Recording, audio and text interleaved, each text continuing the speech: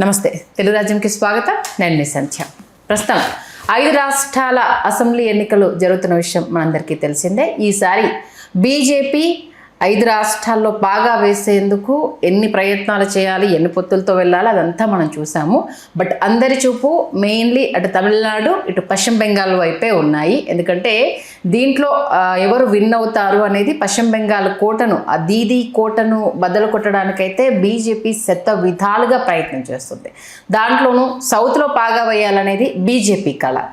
ఈ నేపథ్యంలో ఎంతవరకు ఈసారి బీజేపీ స్ట్రాటజీ అంటే డబుల్ ఇంజిన్ సర్కార్ అనేది అక్కడ పారే అవకాశం ఉంది. ముఖ్యంగా అటు తమిళనాడులో ఎన్నికల స్ట్రాటజీ ఎలా ఉంది, పశ్చిమ బెంగాల్లో ఎవరు విన్ కాబోతున్నారు, అస్సాం, కేరళకు సంబంధించి ఎలా ఉంది, ఇక ఇదే అంశానికి సంబంధించి పూర్తి డీటెయిల్స్ అందించడానికి చాణక్య స్ట్రాటజీస్ ఎండి ముఖేష్ గారు మనతో ఉన్నారు.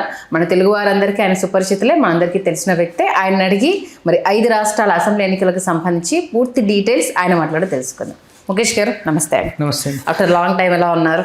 నైస్. ఓకే, ఎలా ఉంది సర్వే రిపోర్ట్ కానీ మీ అనాలిసిస్లో తేలింది ఏంటి? ముందుగా 5 రాష్ట్రాలకు సంబంధించి ఓవరాల్గా చెప్పాలంటే ఏం చెప్తారు? ఓవరాల్గా ఈ 5 రాష్ట్రాల గురించి చెప్పాలంటే బీజేపీ మీరు అన్నట్టు ఇందాక సౌత్లో బాగా వేయాలనుకున్నమాట వాళ్ళ స్ట్రాటజీ ప్రకారం కరెక్టే. కానీ ఇప్పుడున్న 5 రాష్ట్రాల్లో ఒక అస్సాం అండ్ పుదుచ్చేరి మినహాయించి ఎక్కడ కూడా బీజేపీ గవర్నమెంట్ ఫామ్ అవ్వదు. ఓకే. అస్సాంలో హేమంత్ బిశ్వా శర్మ వరుసగా హ్యాట్రిక్ దిశగా వెళ్తున్నాడు. 100% అక్కడ 90 పైచిలకు స్థానాలు గెలిచే అవకాశాలు క్లియర్గా ఉన్నాయి. అవుట్ ఆఫ్ 126 అంటే లార్జెస్ట్ మెజారిటీ, ఎక్కువ పర్సంటేజ్ కూడా. ఇక పుదుచ్చేరిలో 17+ అంటే 17 అంటే ఉన్న 30 స్థానాల్లో 17 పైన గెలిచే అవకాశం క్లియర్గా పుదుచ్చేరికి. ఇక కేరళ, తమిళనాడు అండ్ వెస్ట్ బెంగాల్ ఈ 3 రాష్ట్రాల్లో ప్రాంతీయత అనేది ఎక్కువ.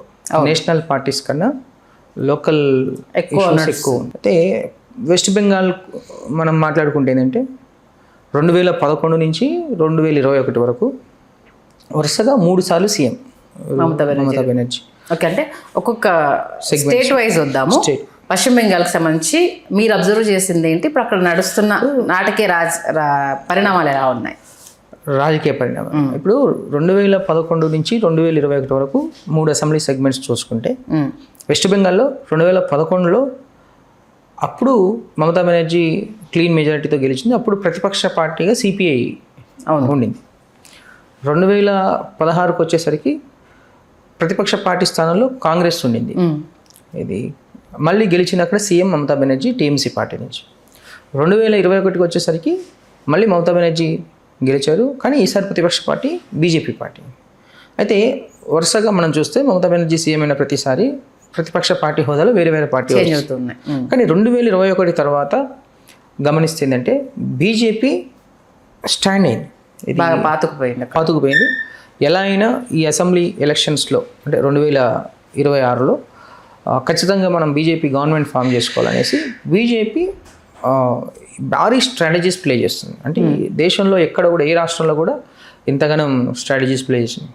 అంటే ప్రతి గ్రాస్ రూట్లో అంటే ప్రతి విలేజ్లో ప్రతి ఓటర్ని కనెక్ట్ అయ్యేలా వాళ్ళు స్ట్రాటజీ డిజైన్ చేసినప్పటికీ బలమైన క్యాడర్ లేదు బీజేపీకి. అంటే స్ట్రాంగ్ క్యాడర్. ఇప్పుడు ఫర్ సపోజ్ ఒక నియోజకవర్గ స్థాయిలో నాయకుడు ఉన్నప్పటికీ, అంటే కంటెస్ట్ చేసే నాయకుడు ఉన్నప్పటికీ, ఆ నాయకుడిని గ్రామ స్థాయిలో మోసే నాయకుడు లేడు. అవును. అంటే గ్రాస్ రూట్లో బలమైన నాయకత్వం లేకపోవడం బీజేపీకి కలిసి రాని అంశం. అంటే ఆల్మోస్ట్ 294 అసెంబ్లీ నియోజకవర్గాల్లో బలమైన నాయకత్వం ఉంది ఏంటంటే ఒక 70-80 కన్నా ఎక్కువ ఉండదు. అన్ని నియోజకవర్గాల్లో కూడా ఈవెన్ అసెంబ్లీ కాన్స్టిట్యున్సీ పరిధిలో పోటీ చేసే ఎమ్మెల్యే అభ్యర్థి కూడా కొంత క్యాండిడేచర్ వీక్ ఉన్న క్యాండిడేట్, బలమైన స్ట్రాంగ్ క్యాండిడేట్స్ లేకపోవడం బీజేపీ. కాబట్టి ఈ అసెంబ్లీ ఎన్నికలకు 120 స్థానాల వరకు బీజేపీ గెలుచుకునే అవకాశం క్లియర్గా 120 స్థానాల వరకు బీజేపీ గెలుచుకునే అవకాశం ఉంది. కానీ గవర్నమెంట్ ఫామ్ చేసే దిశగా లేదు. ఓకే, అదేంటి? మమతా సర్కార్ మీద చాలా వ్యతిరేకత వచ్చింది. ఆల్రెడీ 3 టైమ్స్ సీఎం అయిపోయింది. కాబట్టి ఇందాక నేను చెప్తున్నా కదా, ఫస్ట్ నుంచి 2011 నుంచి 2021 వరకు ప్రతిపక్ష పార్టీగా ఉన్న సిపిఐ కానీ కాంగ్రెస్ కానీ వాళ్ళ స్థానాన్ని నిలబెట్టుకోలేపారు. ఓకే. కానీ ఇప్పుడు బీజేపీ ఏంది, స్ట్రాంగ్ అంటే ఒక పార్టీని ఎస్టాబ్లిష్ చేసుకుంది. బీజేపీని. ప్లస్ గ్రాస్ అంటే ఎస్టాబ్లిష్ చేసుకున్నంత మాత్రాన గ్రాస్ రూట్లో క్యాడర్ బిల్డ్ చేసుకోవడంలో ఫెయిల్ అయింది. ఏది గ్రామ స్థాయిలో క్యాడర్ ఉండుంటే 100% మీరు అన్నట్టు వచ్చేది. ఓకే. కానీ ఓటర్ని ప్రతి 10 మందిలో 6 అడిగినప్పుడు ఏంటంటే ఎవరికి ఓటేస్తారని అడిగినప్పుడు 100% వాళ్ళు ఏం చెప్పారు, ప్రతి 10 మందిలో 6 ఎన్డీఏ బీజేపీ వస్తే బాగుంటుంది అన్నారు, కానీ ఓటు మాత్రం టీఎంసీకి వేస్తాం అన్నారు. ఓకే.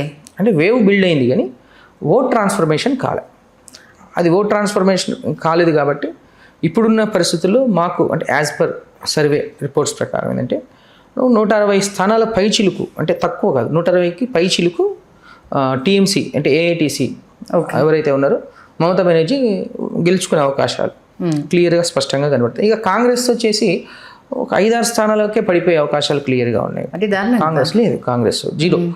అండ్ ఎస్ఐఆర్ రూపంలో ఓట్లని డిలీట్ చేసింది బీజేపీ. అంటే స్ట్రాటజీ అని చెప్పాక బీజేపీ బాగా స్ట్రాటజీ అంటే ఆల్మోస్ట్ 60 లక్షలు డివైడ్ చేసింది. 294 లక్షలు వేస్తే ఎక్కడైతే 2-3 వేల ఓట్లతో ఊడిపోయి అంటే టీఎంసీ గెలిచే అవకాశాలు ఉన్నాయో ఓకే ఆ 2-3 వేల ఓట్లు ఇక్కడ డిలీట్ చేసి బీజేపీ గెలవాలని ప్లాన్ చేశారు. కానీ ఆ పర్టికులర్ ఏరియాల్లో బీజేపీ అభ్యర్థులు స్ట్రాంగ్గా లేరు.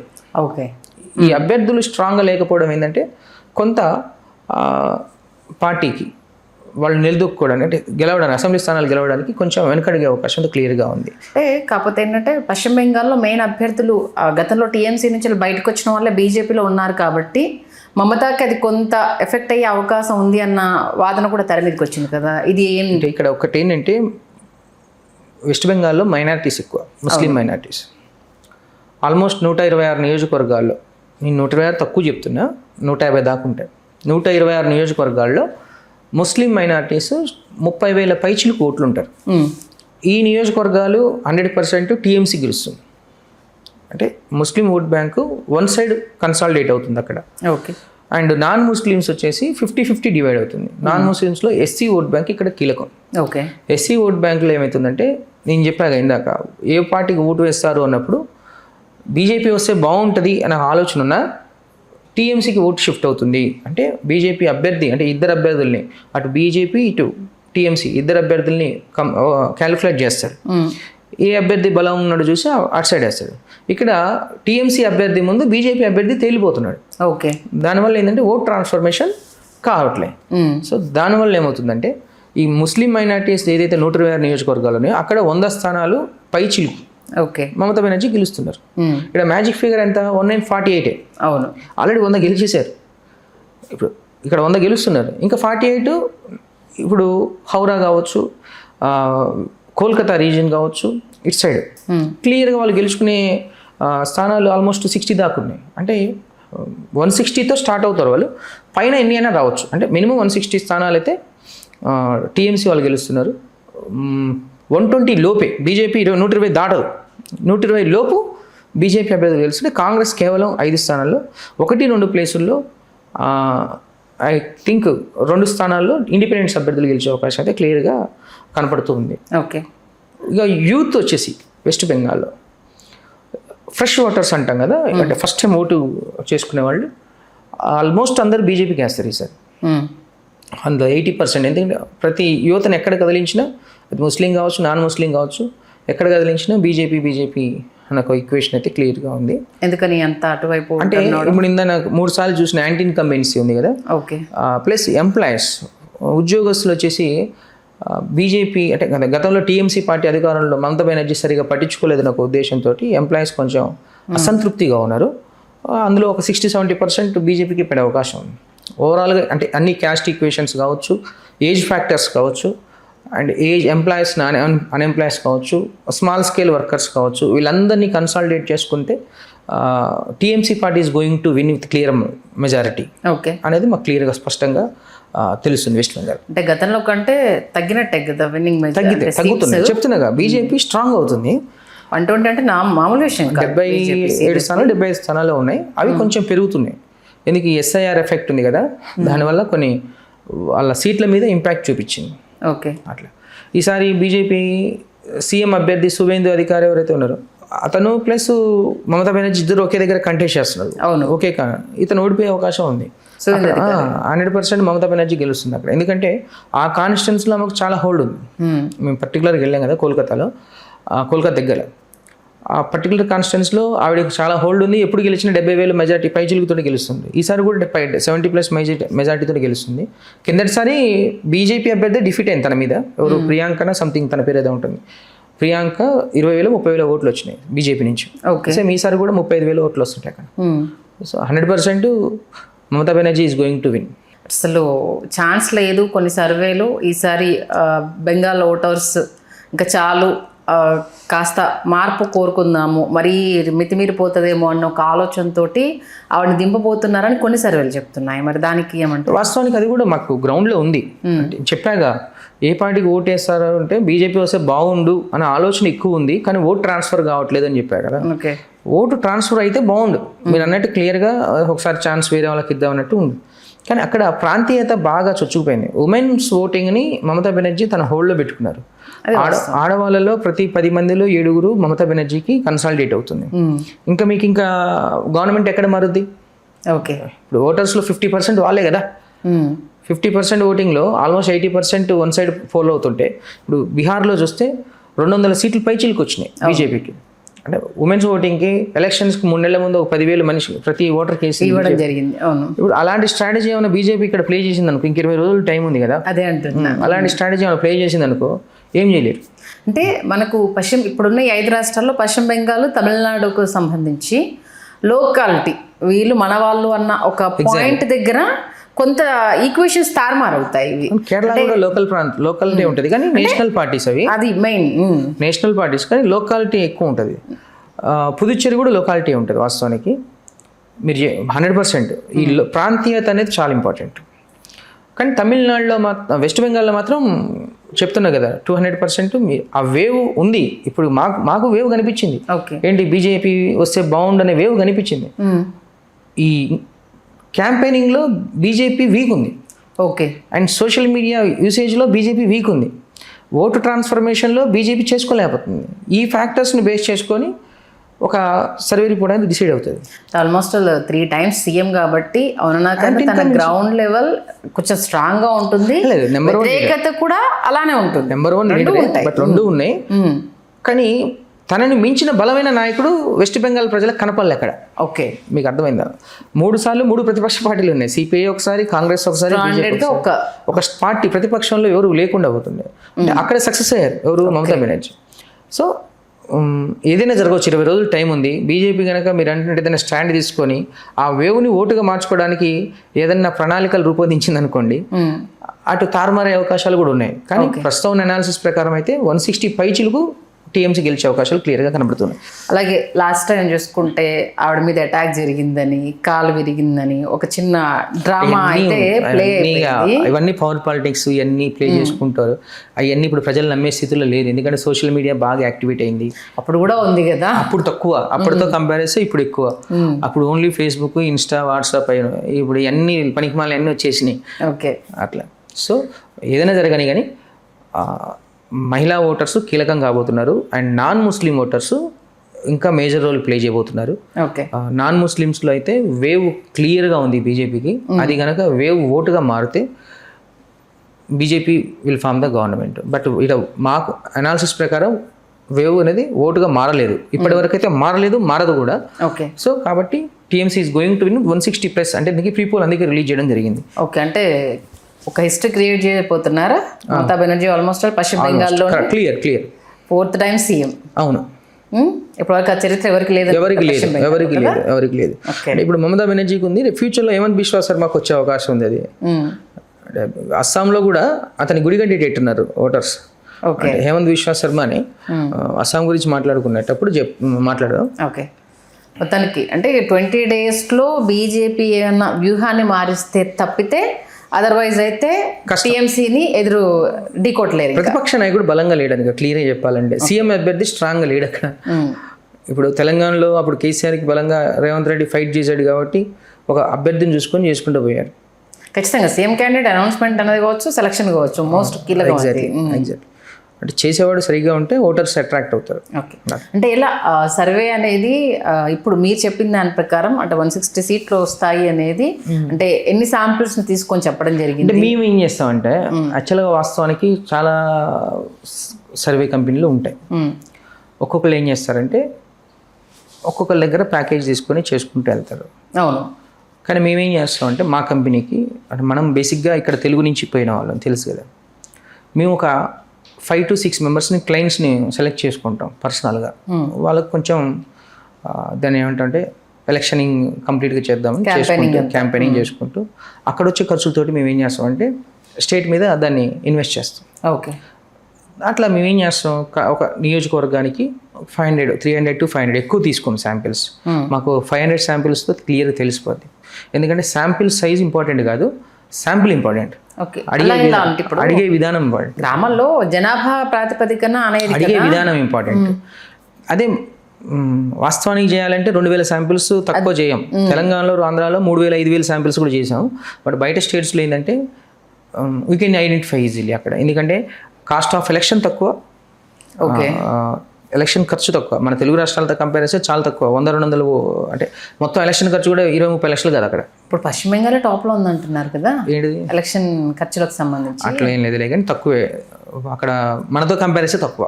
అంతే అంటారా? మన తెలంగాణతో కంపేర్ చేస్తే తక్కువ, ఎందుకంటే తిరిగాం కదా పర్సనల్గా.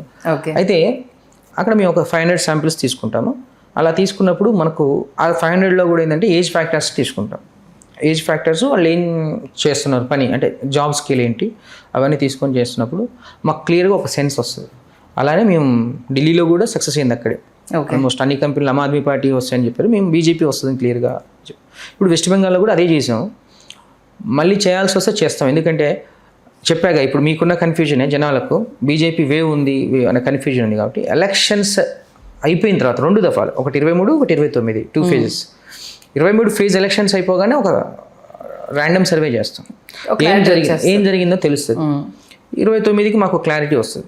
సో క్లియర్గా మనకు ఒక పిక్చర్ అయితే, ప్రస్తుతం ఉన్న పిక్చర్ అయితే ప్రీపోల్ ప్రకారం టీఎంసీ విన్ అవుతుంది. కాబట్టి పశ్చిమ బెంగాల్ మీరు అన్నట్టు బీజేపీ ఏదైనా స్ట్రాటజీ ప్లే చేసి వాళ్ళు సెంట్రల్ పాలిటిక్స్లో ఉన్నారు కాబట్టి పవర్ పాలిటిక్స్ ప్లే చేసి ఓటర్స్ని బాగా అట్రాక్ట్ చేస్తే, అంటే పశ్చిమ బెంగాల్లో స్కామ్లకు కొదవలేదు. మొదటి ఈ టైంలో ఏదైనా బాంబు వెలిచామంటే మొత్తం ఇంకా కొలాప్సే కదా. 20 days అని అంటే చాలా ఎక్కువ టైం. అస్సలు దాచిపెట్టుకుని ఉండొచ్చు. వేవ్ అక్కడ మనకు వైపు తిరగట్లేదు అనుకున్నప్పుడు ఏం చేస్తారు? ఇంకా అంతే ఏదైనా జరగవచ్చు. So BJP is going to play big role, అంటే అక్కడ చాలా ప్లే చేస్తుంది డెఫినెట్గా. అలాంటిది ఏది జరిగింది 120 అంటే చాలా నియర్ బై ఉన్నట్టు ఆల్మోస్ట్. అంటే 120-160 అంటే 40 సీట్స్ అదే అంటారు, చాలా నియర్ బై ఉన్నట్టు. కాబట్టి చాలా హోరాహోరీ ఈసారి అయితే టైట్. బీజేపీ అక్కడ టైట్ ఫైట్ అవుతుంది కానీ టీఎంసీ గెలుస్తుంది. Okay, no doubt. ప్రెసెంట్ ఇప్పుడు ఉన్న దాని ప్రకారం టీఎంసీ గెలుస్తుంది అక్కడ. రేపు ఏ అస్త్రాలు చేసినా పశ్చిమ బెంగాల్లో టీఎంసీ పక్క. అవును అవును. ఓకే, వాళ్ళు దానిలో మధ్య సర్వే రిపోర్ట్స్ కొంచెం తారుమారు అవుతున్నాయి. అసలు కావు, చాలా ఇబ్బంది. మేము తారుమారు అయిన అవకాశాలు ఒకసారి చెప్పండి ఎక్కడన్నా. ఆల్మోస్ట్ ఆల్ అయితే స్టేబుల్గా ఉంది. ఎందుకంటే ఢిల్లీకి సంబంధించి 2-3 almost all Aam Aadmi party వస్తుందని చెప్తే సీన్ రివర్స్ అయ్యి బీజేపీ వచ్చి 4 ఖర్చుకున్న సందర్భాలు చాలా ఉన్నాయి.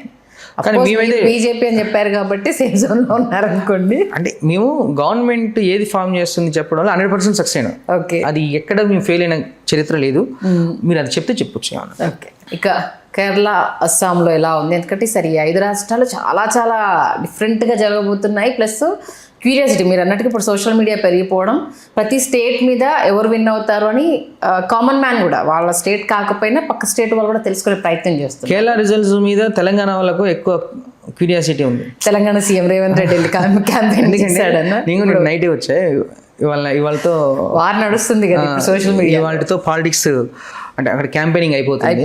అంటే కేరళ వాళ్ళకన్నా తెలంగాణ వాళ్ళకు కొంచెం ఎక్కువ క్యూరియాసిటీ ఉంది. సీఎం రేవంత్ రెడ్డి పోయిండు, మంత్రి పొంగులేటి శ్రీనివాస్ రెడ్డి పోయిండు, శ్రీధర్ బాబు అందరు పోయారు. దగ్గరుండి క్యాబినెట్ అంతా అక్కడ దగ్గరుండి అది చేస్తున్నారని ఒక క్యాంపెయిన్ హోరాహోరీగా నడుస్తుంది. వాస్తవానికి వీళ్ళు ఒక స్టార్ క్యాంపెయినర్స్ అక్కడ, అంతే మాత్రంగానే చేసేది పెద్దగా ఏముండదు. అక్కడ వచ్చి కొంచెం స్టార్ క్యాంపెయినర్ లాగా కాంగ్రెస్ పార్టీని కొంచెం గ్రాఫ్ పెంచడం కోసం బలంగా తిరగడమే కాదు. అంటే మేము ఆల్రెడీ అక్కడ గెలిచాము, ఇలా అభివృద్ధి చేస్తున్నాము, ఇక్కడ మీరు గెలిపించుకుంటే మేము అలాగే ఇలా అవుతుంది అని చెప్పడం కోసం, అంతే కదా. అంతేగాని దానికి వెళ్ళి ఇప్పుడు వీళ్ళు క్యాంపెయినింగ్ చేశారా, దానికి మైనస్ చేశారా అర్థం కాని విషయం. బుల్డోజర్ దానికి సంబంధించి సీఎం ట్వీట్ చేయడం. వాస్తవానికి కేరళలో మలయాళీస్ పెద్దగా బయట స్టేట్స్ మీద పెద్దగా ఫోకస్ చేయలేదు. వాళ్ళు కంపేర్ చేశారు తెలంగాణని కేరళతో కంపేర్ చేశారు.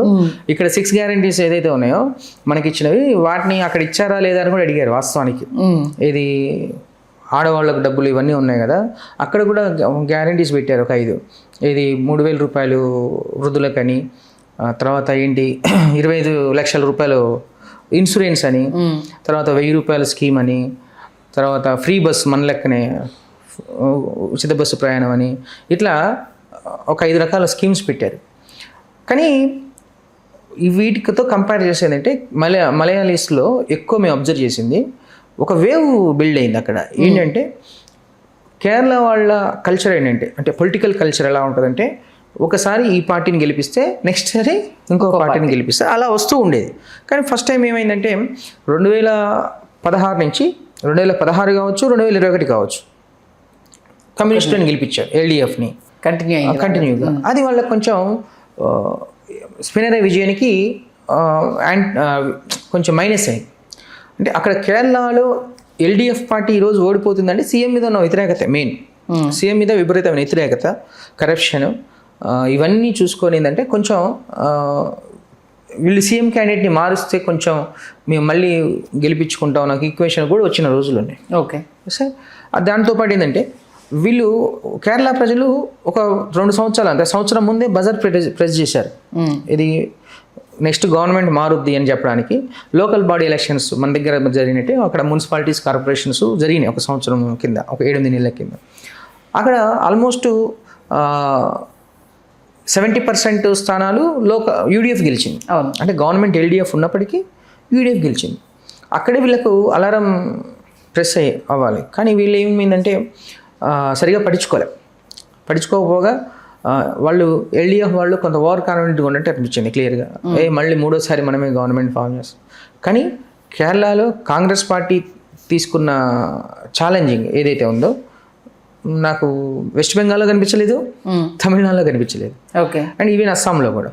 అయితే వాళ్ళు సోషల్ మీడియాని 100% చాలా బాగా వాడుతున్నారు ఎల్డిఎఫ్తో కంపేర్ చేస్తే. యూడిఎఫ్ వాళ్ళు పర్ఫెక్ట్గా వాళ్ళ స్కీమ్స్ చెప్పాక 5 స్కీమ్స్ గ్రౌండ్ రూట్లో ప్రతి సోషల్ మీడియా ప్లాట్ఫామ్లలో వదిలేస్తున్నారు. అదేవిధంగా క్యాంపెయినింగ్లో ఎల్డిఎఫ్ వాళ్ళతో కంపేర్ చేస్తే యూడిఎఫ్ వాళ్ళ క్యాంపెయినింగ్ డిఫరెంట్. అండ్ కేరళలో ఎలక్షన్స్ ఖర్చు చాలా తక్కువ.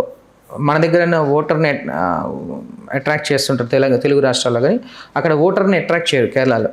అందరూ ఎడ్యుకేటర్స్, మెయిన్ అసలు జీరో. ఓటర్ని అట్రాక్ట్ చేయడంలో 0 ఖర్చు. వాళ్ళు డబ్బులు తీసుకోరు మలయాళీస్, అబ్జర్వ్ చేస్తే డైరెక్ట్ వాళ్ళకి నచ్చినోడు ఓటేసుకుంటారు, డబ్బులు తీసుకోరు. మళ్ళీ ప్రాంతీయత, ఎందుకంటే సినిమా ఇండస్ట్రీకి సంబంధించి మెయిన్ చూస్తూ ఉంటాం మెయిన్గా. ఆ తర్వాత పొలిటికల్గా అది ఎక్కువ ఇది ఉంటుంది. ఏదన్నా ఉంటే ఎలక్షన్ ఖర్చులు అవి ఉంటాయి తప్ప పెద్దగా ఉండదు. కానీ సర్వే చేస్తున్నప్పుడు మనకు గమనించింది ఏంటంటే యూత్ ఫ్యాక్టర్ అంతా, అంటే మనం యూత్ అంటాం కదా, యూత్ ఫ్యాక్టర్ అంతా కూడా యూడిఎఫ్ అంటే ఒక గవర్నమెంట్ మార్పు రావాలి మన దగ్గర ఎట్లయితే ఒక తెలుగు రాష్ట్రాల్లో వచ్చిందో అక్కడ కూడా మారుద్దాం గవర్నమెంట్ అని ఒక ఈక్వేషన్ వచ్చింది. కానీ ఈ 35 to 45 years ఏజ్ గ్రూప్ వాళ్ళు ఏంటంటే మిక్స్డ్గా ఉన్నారు. వాళ్ళు అంటే ఎల్డిఎఫ్ వస్తుందా యూడిఎఫ్ కన్ఫ్యూజన్లో ఉన్నారు. కానీ వేవ్ ఏం బిల్డ్ అయింది, ఈసారి గవర్నమెంట్ మారుతుంది అన్న వేవ్ బిల్డ్ అయిపోయింది. ఈ మిక్స్డ్ 35 above ఏజ్ గ్రూప్ వాళ్ళు ఏంటంటే ఎల్డిఎఫ్కి వేద్దామా యూడిఎఫ్కి వేద్దామా కన్ఫ్యూజన్లో ఉన్నారు. బట్ వాళ్ళు యూడిఎఫ్ స్కీమ్స్ ఉన్నాయి కదా, వాళ్ళు ప్రవేశపెట్టిన 5 గ్యారంటీలు, మహిళా ఓటర్స్, ఇది ఫ్రీ బస్సు, అవన్నీ వాటికి అట్రాక్ట్ అయ్యారు. ఖచ్చితంగా మళ్ళీ ఒకసారి ఈసారి యూడిఎఫ్కి వేద్దామని ఒక ఈక్వేషన్తో వచ్చారు. పొత్తుల గురించి ఏమంటారు అక్కడ కేరళలో? పొత్తుల గురించి చెప్తున్నా. యూడిఎఫ్ అలయన్స్ క్లియర్గా ఉంది.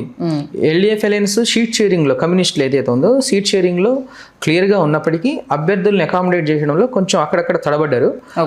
నార్త్ కేరళలో వచ్చేసి వయనాడు, మున్నార్ అటు సైడ్ వచ్చేసి యూడిఎఫ్ బలంగా ఉంది. త్రివేంద్రంకి వచ్చేసరికి ఏంటంటే ట్రయాంగిల్ వార్ అవుతుంది. ఏది బీజేపీ, ఎల్డిఎఫ్, యూడిఎఫ్, ఇది త్రివేంద్రం, త్రిశూర్, ఈ 2 ప్రాంతాల్లో. త్రిశూర్లో బీజేపీ నుంచి సురేష్ గోపి ఫిల్మ్ యాక్టర్ ఎంపీగా గెలిచిన ఉన్నాడు కదా, అతని పార్లమెంట్ పరిధిలో ఒక 2 స్థానాలు, గెలిచే అవకాశం ఒకటి ఉంది. అండ్ త్రివేంద్రంలో అంటే తిరువనంతపురంలో ఒక లేడీ బీజేపీ నుంచి గెలిచే అవకాశం ఉంది. అండ్ ఇండిపెండెన్స్ ఎఫెక్ట్ ఎక్కువ ఉంది ఇక్కడ. ఓకే, ఇండిపెండెన్స్ ఆల్మోస్ట్ త్రివేంద్రం కావచ్చు, కొచ్చి కావచ్చు, ఈ ప్రాంతాల్లో ఇండిపెండెన్స్ ఒక 7 గెలుస్తారు. అంటే చెప్తున్నాను, అంటే స్వతంత్ర అభ్యర్థుల బలం. ఎందుకంటే వాళ్ళకి ఎటు ఏ పార్టీ నుంచి అధికార పార్టీ టికెట్ ఇవ్వకపోతే వాళ్ళు ఇండిపెండెంట్ గెలుస్తున్నారు. అధికార పార్టీ అభ్యర్థి కన్నా వీళ్ళు స్ట్రాంగ్ ఉండి వాళ్ళు గెలిచే అవకాశం క్లియర్గా ఉంది. సో ఓవరాల్గా చూస్తే ఏంటంటే యూడిఎఫ్ సీట్ షేరింగ్ కానీ, క్యాంపెయినింగ్ కానీ, తర్వాత సోషల్ మీడియా మేనేజ్మెంట్ కానీ ఎవ్రీథింగ్ 100% ఫోకస్ చేసి సక్సెస్ అయ్యింది. ఓకే, కానీ ఎల్డిఎఫ్ ఏంటంటే వాళ్ళకి సీఎంఏ మైనస్ క్యాండిడేట్ పినరయి విజయన్ ఎవరైతే ఉన్నారో, మొన్న కరోనా టైంలో అక్కడ ఉన్న గవర్నమెంట్ ఏంటంటే అందరికీ పాండమిక్ టైంలో బాగా సపోర్ట్గా నిలిచేయడానికి ఒక మంచి పేరు ఉన్నా కానీ డెవలప్మెంట్లో కొంచెం ఇండస్ట్రీ అంటే ఎకనామికల్ ఫైనాన్షియల్ రిసోర్సెస్ని క్రియేట్ చేయడంలో పినరయి విజయన్ ఫెయిల్ అయ్యాడని ఒక యూత్లో బాగా ఫైర్ ఉంది. ఓకే, దానివల్ల ఏంటంటే సీఎం మీద కొంచెం యాంటీ ఇన్కంబెన్సీతో ఈసారి గవర్నమెంట్ని మారుద్దాం అనే ఈక్వేషన్స్తో ఉన్నారు. సో ఈ కేరళలో ఇంకా అస్సాంకి వచ్చేసరికి మనం చూస్తుందంటే హేమంత్ బిశ్వా శర్మకి అక్కడ లోకల్లో ప్రజలు ఏంటంటే గుడి హారతి ఇస్తున్నారు. మీరు చూస్తే సోషల్ మీడియాలో అసలు మామూలు అతను ఎక్కడ బాగా అంటే మాకు బాగా అనిపించింది సర్వే చేస్తున్నప్పుడు, వేరే స్టేట్లో మేము ఈ పాయింట్ని అబ్జర్వ్ చేయాలి. ఒక సీఎంకి బిలో పావర్టీ లైన్లో అంటే బిలో పావర్టీ లైన్ ప్రజల్లో గుడి కట్టే స్థానం సంపాదించుకున్నాడంటే ఫస్ట్ టైం. మామూలు విషయం కాదు. అప్పట్లో ఎన్టీ రామారావు, చంద్రబాబు నాయుడు వాళ్ళకు ఉంది. ఇక్కడ కూడా బిలో పావర్టీ లైన్ని బాగా క్యాచ్ చేసుకున్నాడు Himanta Biswa Sarma. At the same time ఇంతకుముందు టీ ట్రైబ్స్, ఆదివాసీస్ పెద్దగా ఓటు వేయకపోతుండే బీజేపీకి, కానీ ఈసారి వాళ్ళు కూడా ఇతనికి ఓటు వేయడానికి సిద్ధమయ్యారు. ఓకే, అంటే అతను గతంలో ఓటైన వాళ్ళు కూడా ఈసారి ఓటు వేయడానికి సిద్ధమయ్యారు. అండ్ ముస్లిమ్స్లో ఎక్కువ ఓటింగ్ కాంగ్రెస్ కానీ అసామీస్ కానీ ఆ అలయన్స్కు షిఫ్ట్ అవుతుండే. ఈసారి మైనార్టీస్లో, ముస్లిం మైనార్టీస్లో కూడా ఓట్ అనేది హేమంత్ బిశ్వా శర్మకు కొంచెం స్ప్లిట్ అవుతూ ఉంది. ఓకే, సో ఓవరాల్గా ఏంటంటే బీహార్లో చూసినట్టు మీ రిజల్ట్స్ 200 స్థానాల పైకి ఎట్లా వచ్చినాయో, అస్సాంలో ఆ రేంజ్లో మనకు బీజేపీ సీట్స్ వస్తాయి. తగిలితే 100 దాటిపోతాయి. 126 ఆడ స్థానాలు. కానీ 100 గెలిచిన ఆశ్చర్యం లేదు. ఇప్పటివరకు ఎవరికన్నా చరిత్ర ఉందా అక్కడ? లేదు లేదు. అయితే ఫస్ట్ టైం అది. ఫస్ట్ టైం అంటే మా సర్వే ప్రకారం అయితే 85 పక్కా. 85. ఓకే, ఇది ఎటీ హార్డ్ సిచ్యువేషన్లో 85 వరకు వస్తాయి. ఇక వేవ్ అనేది ఇక మళ్ళీపోయింది అనుకోండి, పైకి ఇంకా పెరిగే అవకాశం అని, తగ్గే అవకాశం అయితే క్లియర్గా లేదు. అస్సాంలో clear picture, NDA is going to win. Okay, Congress అక్కడ పడిపోయింది. అంటే అది క్యాండిడేట్స్ మెయిన్ అంటే సీఎం వేవ్ లోనా లేకపోతే క్యాండిడేట్స్ కూడా ప్లస్ అయ్యారా? అసలు బీజేపీ ఎన్డీఏలో బీజేపీ అనడం కన్నా హేమంత్ బిశ్వా శర్మ అనడం బెటర్ అక్కడ. ఓకే, కానీ ఆ రేంజ్లో పార్టీని డెవలప్ చేయడం అంటే మామూలు విషయం కాదు. ఇది యాక్చువల్లీ అది కాంగ్రెస్ కంచుకోట అస్సాం ఒకప్పుడు. అదే 2000 హేమంత్ బిశ్వా శర్మ ఇప్పుడు కాదు, ఆయన గెలవబట్టి 2001 నుంచి గెలుచుకుంటూ వస్తున్నాడు నాన్ స్టాప్. ఇప్పటివరకు ఎక్కడ ఓడిపోలే. 5 సార్లు గెలిచాడు, 3 సార్లు కాంగ్రెస్లో గెలిచాడు, 2 సార్లు బీజేపీలో గెలిచాడు నాన్ స్టాప్. ఇప్పుడు ఈసారి కూడా భారీ మెజార్టీతో గెలిచే అవకాశం క్లియర్గా ఉంది. ఈ ఓవరాల్గా చూస్తుంటే కేరళలో యూడిఎఫ్, అస్సాంలో ఎన్డీఏ క్లియర్ మార్జిన్తో గెలిచే అవకాశం అయితే క్లియర్గా ఉంది. ఇక్కడ ఏ కన్ఫ్యూజన్ లేదు. దీంట్లో పక్క వేసుకోవచ్చు అయితే. ఓకే, అలాగే ముఖేష్ గారు, ప్రస్తుతం అందరి చూపు తమిళనాడు వైపు ఉంది. ఎందుకంటే బీజేపీ ఆరాటం పోరాటం ఒకవైపు, స్టాలిన్ ఈసారి ఖచ్చితంగా పాజిటివిటీ ఉంది, స్టాలిన్ వైపు ఉన్నారని ఒకవైపు, విజయ్ కొత్తగా అంటే సినిమా నాయకులు మరొక్కసారి తెర మీదకి చాలా రోజుల తర్వాత, అంటే జయలలిత తర్వాత మళ్ళీ ఎవరు కనిపించకపోవడము, ఈ నేపథ్యంలో విజయ్ ఒకంత ప్రభావం చూపిస్తాడు తప్పితే అంత మిగతా సినిమా యాక్టర్లకు వచ్చినంత క్రేజ్ రాదనేది ఒకవైపు. చాలా రసవత్తరమైన పోరు తమిళనాడులో ఉంది అనేసి మనకు స్పష్టంగా కనిపిస్తోంది. మరి దాని గురించి ముందుగా మాట్లాడాలంటే ఏం మాట్లాడతారు? అంటే మీరు అన్నది రసవత్తరమైన పోరు సోషల్ మీడియాలో ఉంది, అంతేనా? క్లియర్. పబ్లిక్లో ఇంత అంటే తమిళనాడు వెళ్ళి తిరిగాం కదా, చెన్నై అటు సైడ్, మీరు చెప్పిన ఎగ్జైట్మెంట్, క్యూరియాసిటీ ఇవన్నీ కూడా సోషల్ మీడియా ద్వారా వచ్చినాయి తప్ప గ్రౌండ్లో క్లియర్గా ఓటర్స్లలో డిఫరెంట్ ప్లానింగ్ ఉంది. 234 అసెంబ్లీ స్థానం. అవును, మీరు అన్నారు ఇందాక విజయ్ ఇంపాక్ట్ అన్నారు. విజయ్ ఇంపాక్ట్ అనేది గెలుపు ఓటముల్ని నిర్ణయించే దిశలో ఉంది తప్ప అతను గవర్నమెంట్ ఫామ్ చేస్తాడు అనేది లేదు అక్కడ. Okay, clear.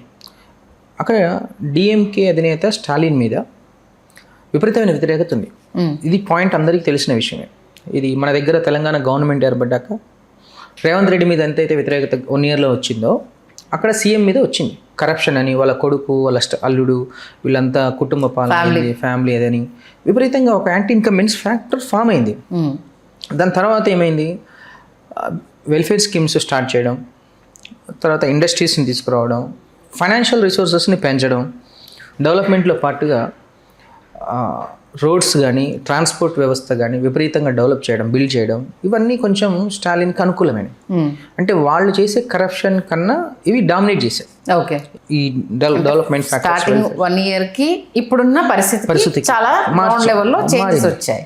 కానీ ఇక్కడ ఇతని మీద ఉన్న యాంటీ ఇన్కంబెంట్ ఓటు ఏఐడిఎంకేకి పూర్తిగా స్ప్లిట్ అవుతే వీళ్ళు గవర్నమెంట్ ఫామ్ చేయాలి, ఇది ఏఐడిఎంకే వాళ్ళు. కానీ ఇక్కడ ఏమవుతుంది, మధ్యలో టీవీకే పార్టీ విజయ్ వచ్చాడు. గవర్నమెంట్ నేను ఫామ్ చేసేస్తున్నా, అది చేస్తున్నా, విపరీతమైన క్యాంపెయినింగ్, అంకుల్ స్టాలిన్ అంకుల్ అని క్యాంపెయిన్ చేయడం, ఇవన్నీ చూస్తున్నాం. కానీ టీవీకే విజయ్ ఒక ఫ్యాన్ బేస్డ్ ఓటర్ని అట్రాక్ట్ చేసుకోగలిగాడు. వాస్తవానికి ఎక్కడ క్యాంపెయిన్ మీటింగ్ పెట్టినా విపరీతమైన లక్షల్లో జనాలు రావడం చూసారు మీరు అంతటా. కానీ ఫ్రెష్ ఓటర్స్, 25 years ఏజ్లోపు ఓటర్స్, వాళ్ళు మాత్రం సాలిడ్గా టీవీకే పార్టీ విజయ్కి ఓటేస్తున్నారు. ఓకే, అక్కడ క్లియర్.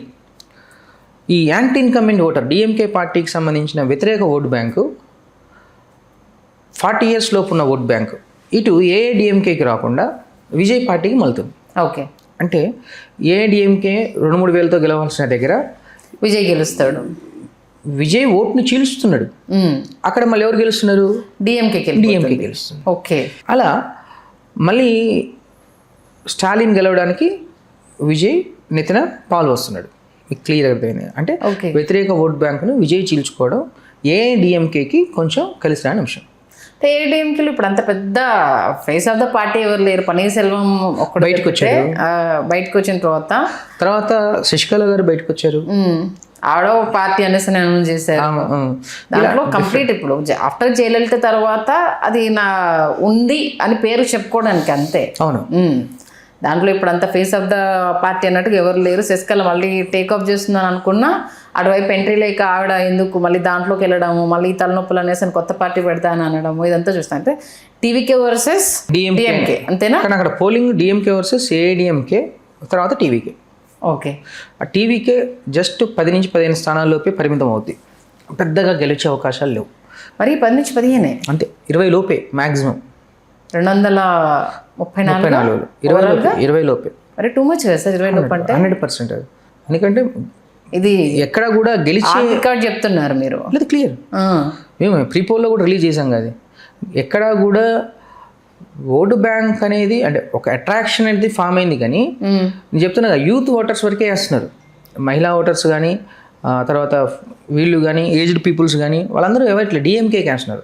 అండ్ మహిళా ఓటర్స్ని ఒక 2 నెలల ముందే డిఎంకే పార్టీ అధినేత ఎవరు స్టాలిన్ ఏం చేశాడు, అట్రాక్ట్ చేసేసాడు. అంటే పవర్ పాలిటిక్స్ ప్లే చేశాడు.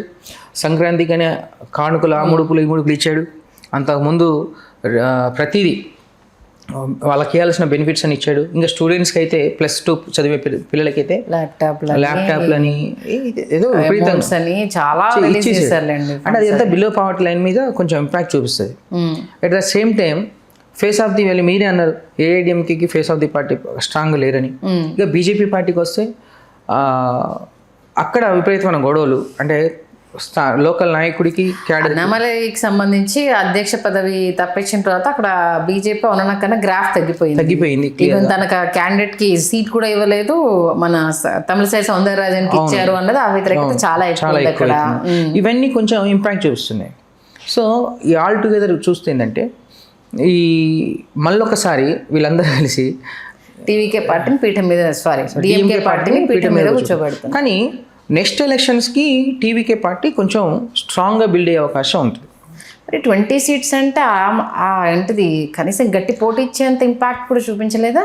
అంటే ఇప్పుడు 2019లో ఆంధ్రప్రదేశ్ ఎలక్షన్స్ గురించి మనం మాట్లాడుకున్నాం. ఓకే, జనసేన చంద్రబాబు నాయుడు కావచ్చు, పవన్ కళ్యాణ్ కావచ్చు, జగన్మోహన్ రెడ్డి కావచ్చు. చంద్రబాబు నాయుడు గెలవాల్సిన ప్రతి చోట జనసేన పార్టీ ఓట్ షిఫ్ట్ చేసింది. వాళ్ళకి పోలరైజ్ అయిపోయారు. ఎవరు గెలిచారు? జగన్మోహన్ రెడ్డి. సేమ్ ఇక్కడ ఏఐడిఎంకేకి పడాల్సిన ఓట్ని డిఎంకేకి టీవీకే షిఫ్ట్ చేసుకుంటారు. ఓకే, ఇటువైపు ఏది యాంటీ ఇన్కంబెంట్ ఓట్ని. అప్పుడు మళ్ళీ ఎవరు గెలుస్తున్నారు? డిఎంకే గెలుస్తుంది. ఇక్కడ అంటే వ్యతిరేక ఓట్ బ్యాంక్ని చీలుస్తున్నాడు. ఓకే, ఆ వ్యతిరేక ఓట్ బ్యాంక్ని చీల్చుకొని ఇటు పోకుండా చేయడం, అంటే వీళ్ళకి పోతే వీళ్ళు గెలిచేవాళ్ళు, కానీ ఇటు సైడ్ రాకుండా ఏం చేస్తున్నాడు? చీల్చుకుంటున్నారు. అండ్ డిఎంకే బాగా సక్సెస్ అయ్యాడు ఇక్కడ. ఓవరాల్గా స్టేట్లో సీట్ షేరింగ్లో వాళ్ళు ఒక 164 కంటెస్ట్ చేస్తున్నారు. మిగిలిన దాంట్లో కాంగ్రెస్ ఒక 28.